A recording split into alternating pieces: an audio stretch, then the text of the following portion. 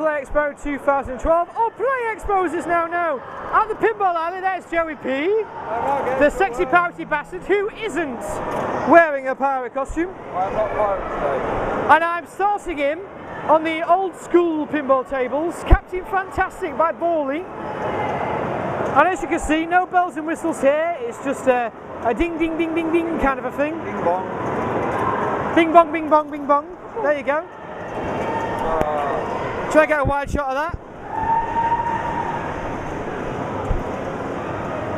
And since we're blogging, we'll ask Joey how he's going, because this is his first time at the Expo. What do you think, dude? What, the Expo as a whole or this pinball table?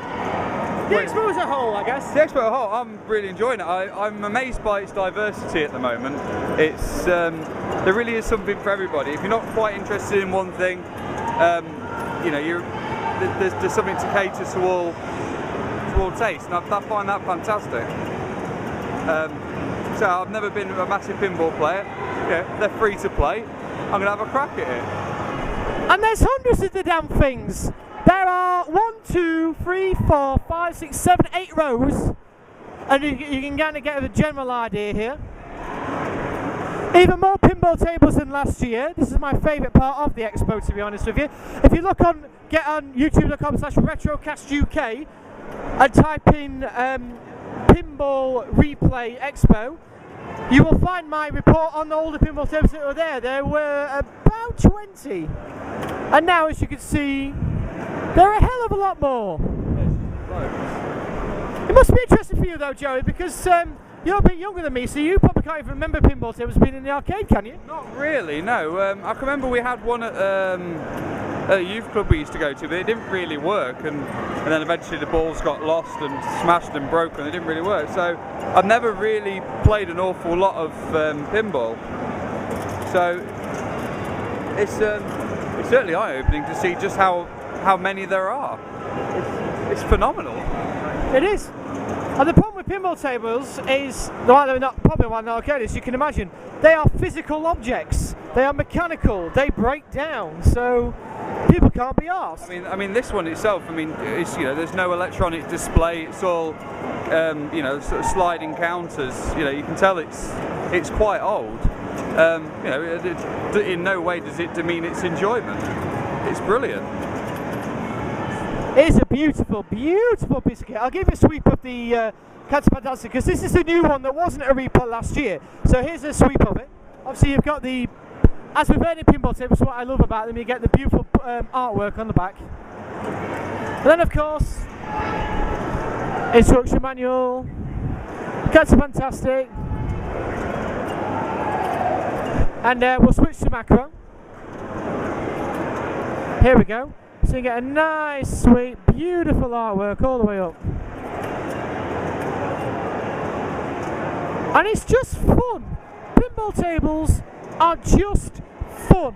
It's just what they are, you know? They just give a sensation of skill and gameplay that you just can't get in arcade machines, in you know, current gen consoles, anything like that.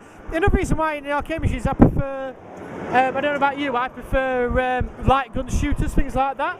Just because you've got that skill level rather than, you know what I mean? Yeah, it's, I mean, you have to be quite, you know, good at these to be able to get a decent score, and, you know, to be able to, you know, try and get that decent score, you've really got to work for it. You know, there is an awful amount of skill involved, but it's one of those things, I suppose, over the years you try and master.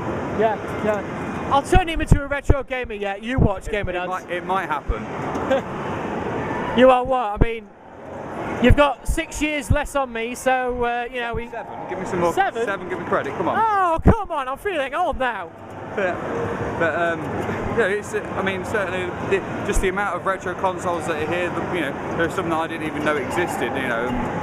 Just the, you know, the sheer amount of pinball tables that we've got, and you know, just the fountain of knowledge that everybody seems to have on the retro side. It's, you know, from somebody, I mean, I'm 25 years old, you know, I've never really delved into this. It's quite astonishing how much power, and it still amazes me how much some of the old games still are if you want to buy them, and that's second hand. Look at Neo Geo stuff, it's still selling for £32 a game, second hand. Yeah. It's crazy. Yeah, I forced him to go to the market earlier on. One of them's over there. And I have got, from last year, I've got a Neo Geo Pocket.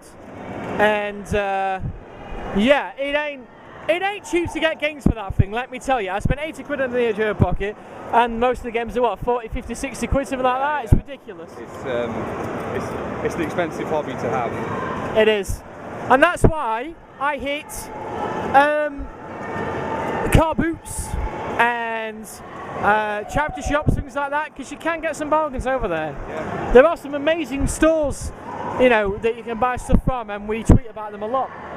The difference being, I guess, that they have to make money because they have to pay the rent on the shop, so they have to charge a bit more. But the beauty of that is that you know you're going to get like a mint copy of something, so it swings and roundabouts really. That's what I've been trying to teach Joey here, you know.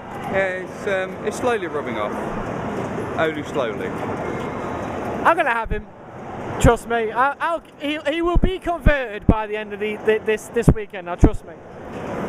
Anyway, I'm going to kick him off and try and beat his score. So see you later. Sure. Bye bye.